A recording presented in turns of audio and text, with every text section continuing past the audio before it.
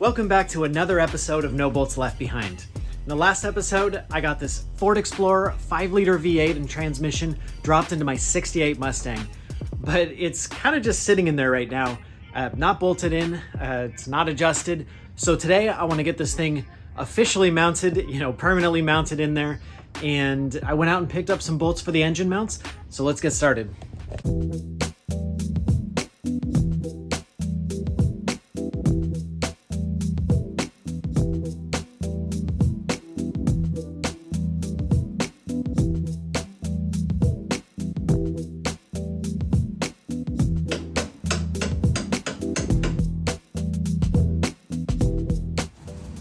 All right, I tried to get this thing in here.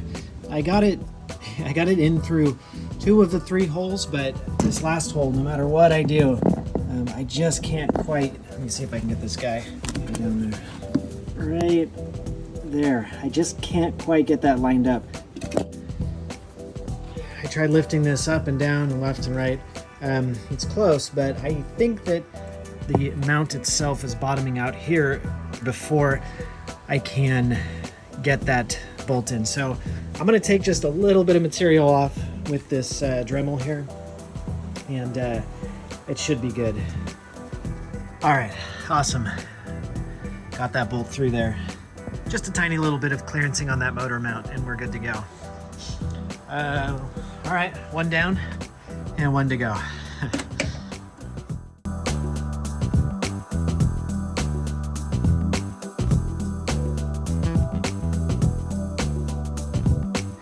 All right, second engine mount bolt is in. So that just leaves one last little bit, which is the transmission crossmember. And I did get this new mount for it here. So that guy is a good fit. And it should be as simple as pulling off the 2 bolts on the transmission mount and then mounting this guy up to where the stock transmission crossmember bolted.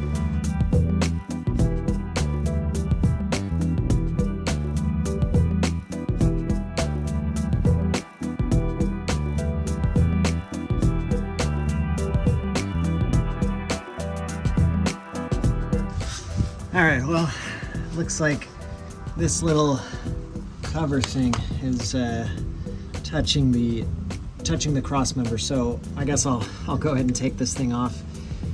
I'm not convinced that this thing is high enough to get this new crossmember on here, and I wonder if it's not because I guess the shifter linkage, whatever. I don't know. I kind of feel like I should take that thing out of here.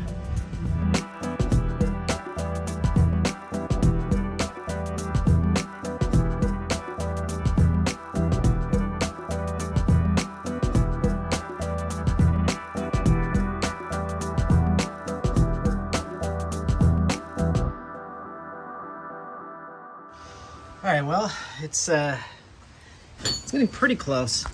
The crossmember still doesn't quite fit in there. It's definitely hitting, and I think I found the spot. I think I found the problem. That shifter, I don't know if you can see, right there, is it's hitting the floor, unfortunately.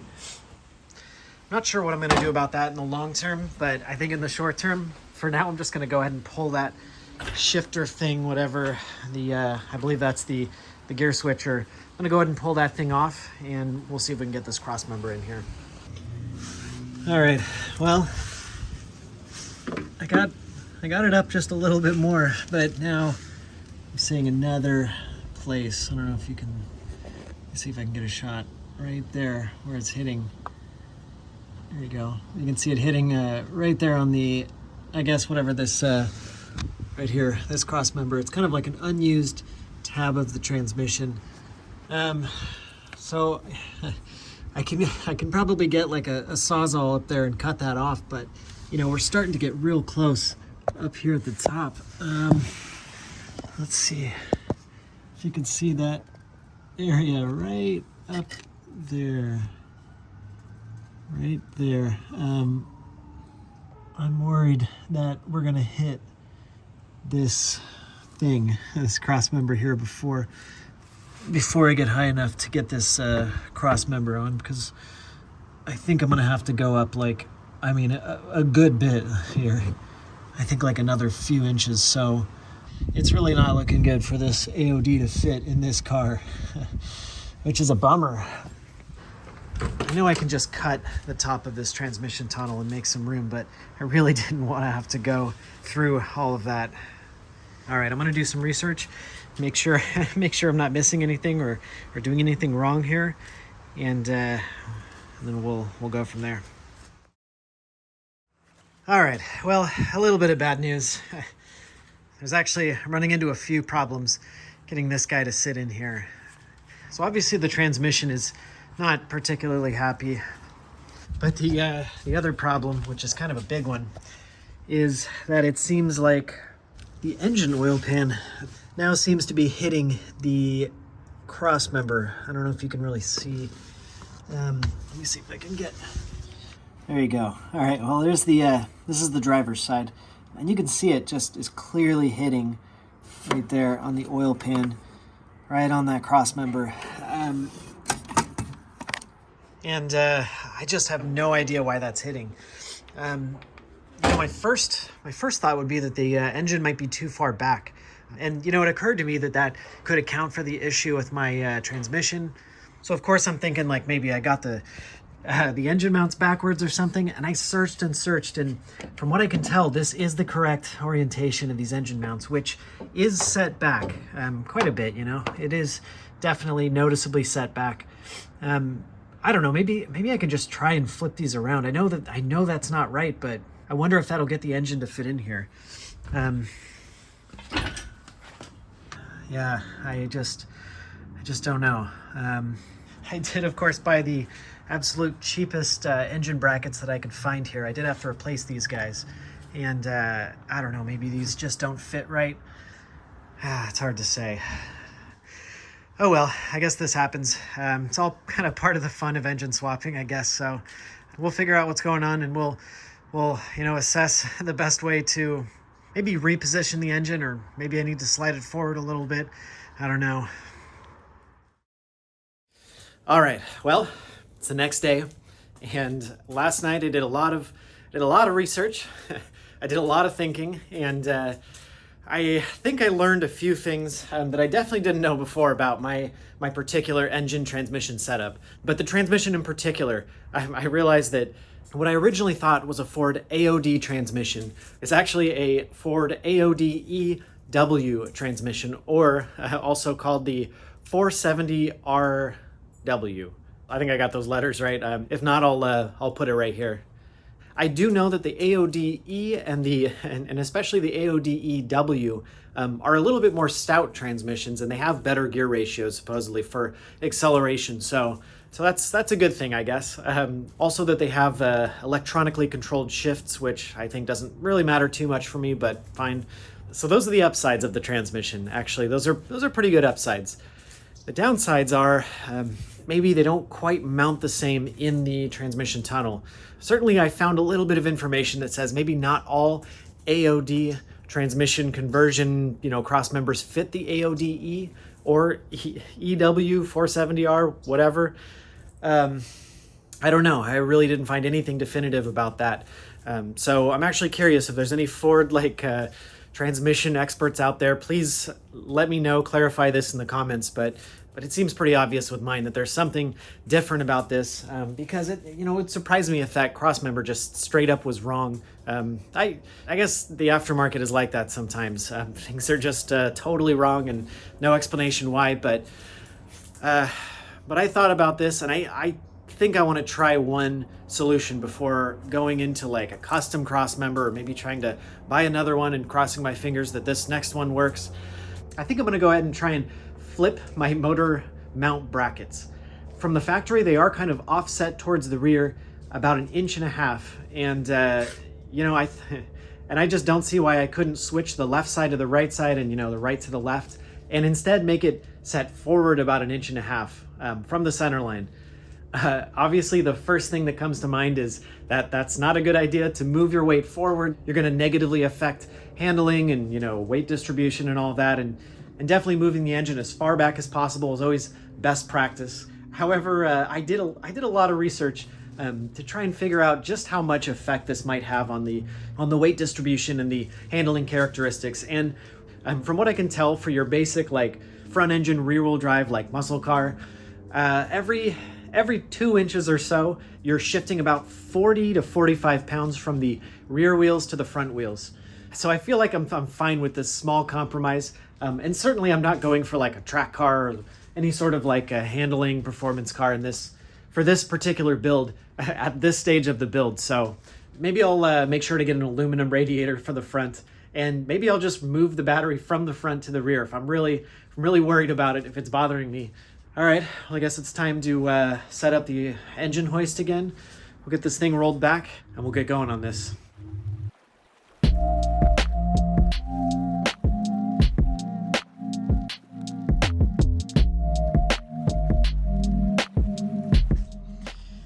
All right, so here's what we're dealing with here. Here we go. So as you can see, it's about 1.5 inches set back, and they seem pretty square, meaning that I feel like I can just flip-flop these two and basically move this whole thing 1.5 inches forward. Hopefully the bolts line up and everything. So I got the weight taken off of these engine mounts, and we'll see where this thing shifts.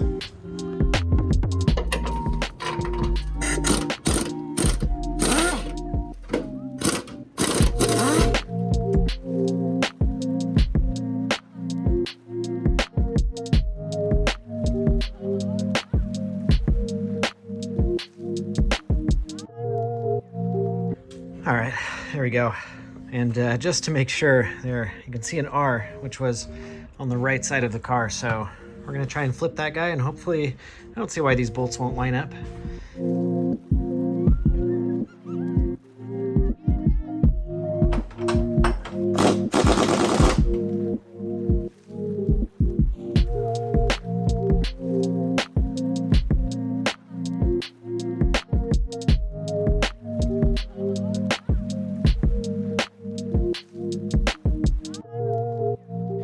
All right, I got this thing sitting in here, and I do have the engine mounts sort of sitting on there. They're not quite lined up all the way, but close enough to give this guy a look.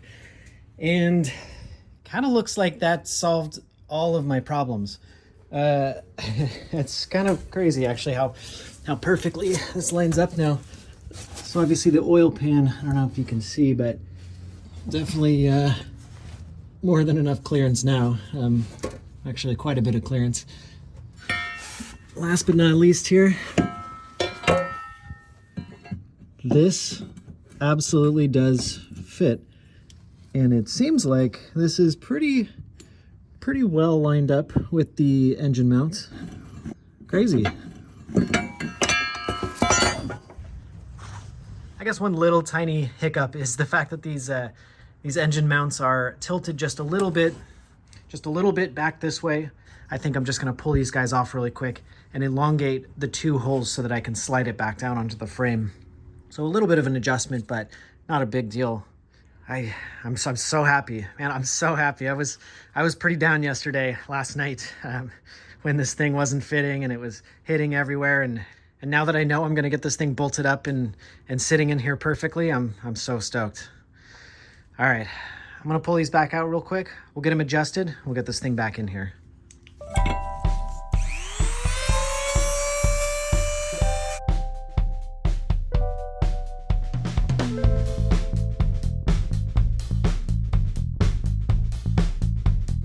All right, I had to give this corner of the mount a little haircut, no big deal. And now you can see, I think it was sitting somewhat like that before, and now you can see there's a little bit of adjustability. Hopefully that's enough. That tilt in is enough. I think it'll be okay. Definitely a lot better.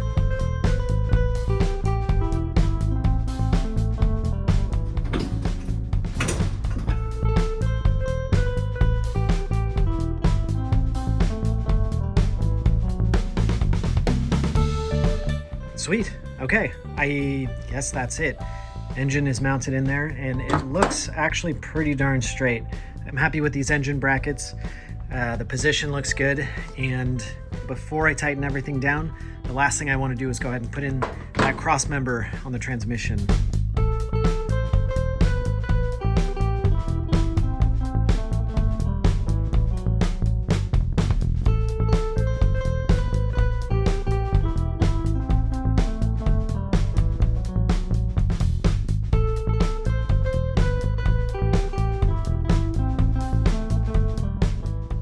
All right, I got the cross member all in. Engine mount is in, and I have all of the bolts tightened down. The cross member is solid and it's looking perfect. Man, I'm really stoked. That's actually a pretty big step in the build once you get the engine transmission sitting kind of in their final resting place. And if you ask me, I really feel like this is exactly where the engine's supposed to be. On these flip forward engine mounts, it definitely doesn't look like it's sitting too far forward. So I'm really curious if I'm the only one that has done this, especially for this 470 RW whatever transmission. I guess this little bit bigger transmission. I wonder if that's something that's common to do. I guess one little issue is that this oil filter is now hitting this front cross member, or almost hitting it actually. That's still, can still turn it just a little bit. But this whole contraption is a little bit strange with this, I guess, oil cooler. I'm thinking that might be just a Ford Explorer thing, and that I can actually remove this whole thing and just run a normal oil filter here, and then just run the radiator hose directly off of the water pump. That's probably a good failure point for leaking water and oil anyway, so I'll do a little bit of research on that, but whew, I'm just so happy to see that guy in there. It's a good day. All right, so it's the next day, and last night I did a little bit of research on this engine oil filter cooler thing, and it turns out this thing is not only not needed, it's sort of like an extra oil cooler they might have put on the Ford Explorer, you know, to help with towing or something. I'm not exactly sure, but I think from like 1998 and above Ford Explorers, I learned that Ford actually removed this because they're prone to leaking inside this thing. You know, it rusts out and it gets coolant in the engine oil, and that's terrible. That would be like a catastrophic sort of issue for the engine. So needless to say, this thing's gonna come out of here. I just need to pull this bolt, pull this radiator hose off, and we'll get this thing out of here.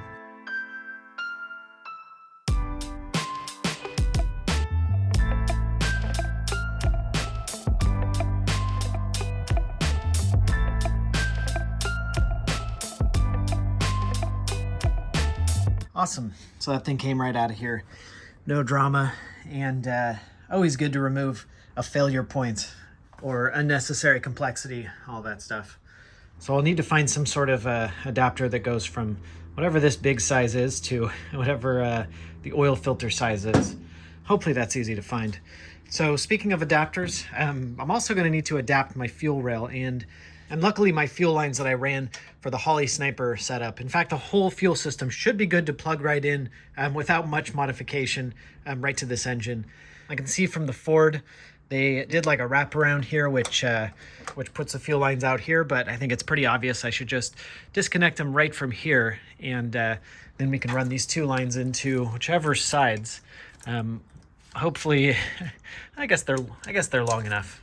So I think I can go ahead and pull all of this stuff off here, and then I'll need to do some research and figure out how to connect this Ford like quick release type stuff right into my AN fitting like here, and then we should be good to go.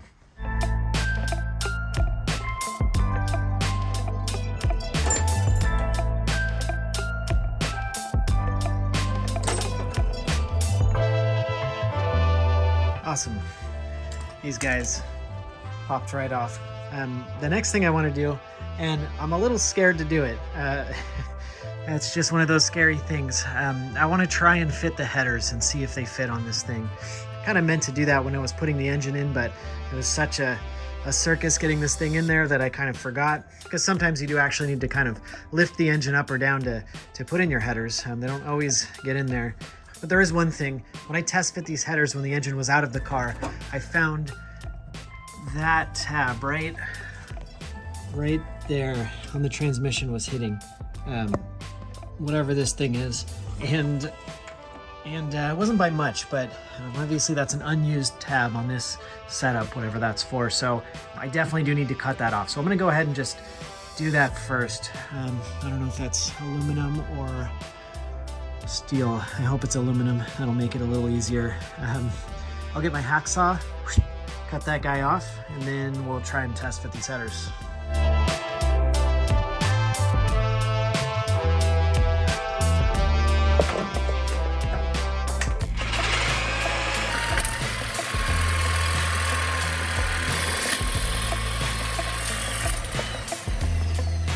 All right, got that guy cut, and I even filed it off just a bit so it wasn't razor sharp when I reached down in there about 1,000 times to get these headers to fit. All right, moment of truth. Fingers crossed, do these guys fit in there?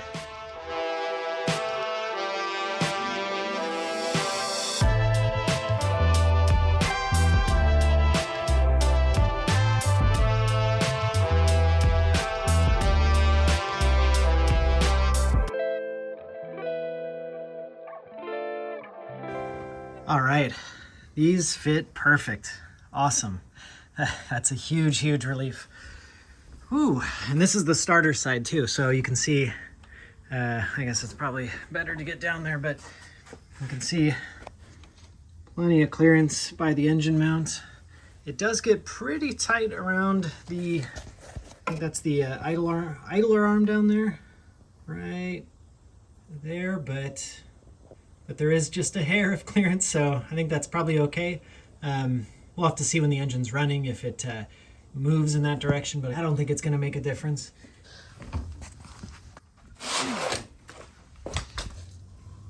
We can always dimple it there if we have to. Just a little hammer in there, a little love tap, but I don't think it's going to be necessary. There is a little bit of wiggle room. And let's take a look down here. I mean, it gets close to the transmission, but certainly not touching. No big deal. They do sit a little bit on the low side, but you know, they're actually not quite the lowest point, or maybe, yeah, I guess you can see right there. But I'd rather have a warning touch here than on the transmission pan, so I'm fine with that. Awesome. All right, well, that's one side down. Let's take a look at this other side.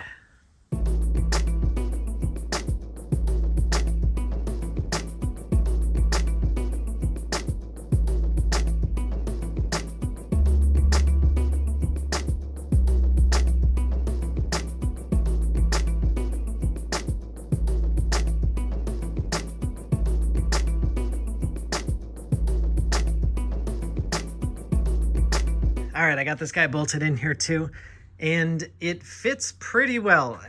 Only one little issue here, and that's with the power steering ram thing, whatever, this power steering cylinder. It does hit the header right here, and I did have to drop this guy down just to get the header in, and that's exactly why. I'll blame this partly on the fact that I moved my engine forward, but I'm pretty sure if I didn't move it forward, it would still hit probably both of these tubes here. So I did a quick little Google, and it turns out you're supposed to replace this bracket here for like a drop bracket, which bolts into this factory place and then just drops this steering down like maybe 3 inches, 2 inches, I'm not sure, but I imagine that'll put just a little bit more leverage on this thing, but hopefully it won't be too big of a deal. So I'll order that bracket, and I'll kind of eyeball the physics of it and make sure it doesn't look too sketchy. And I can always dent these header tubes just a little bit. But I'm happy that it's hitting something that's removable or easily adjustable, I should say, and not like frame or anything like that, which, is close. But as you can see here, I can get one finger in there between the frame and the header. It does seem to be just fine against the transmission here. So I'll consider that a huge, huge win. Awesome. That's I would say that this is usually the most difficult part when you're swapping engines, header fitment. Even when you're not swapping engines, header fitment is always a huge pain. All right, so that's it for this episode. Definitely some ups and downs in this one, but I feel like we're on a pretty good path to getting this thing fired up for the first time. There's a pretty big list before we get it fired up. Radiator, transmission cooling, exhaust, engine wiring, that's a big one. But we'll get started on it in the next episode. See you then.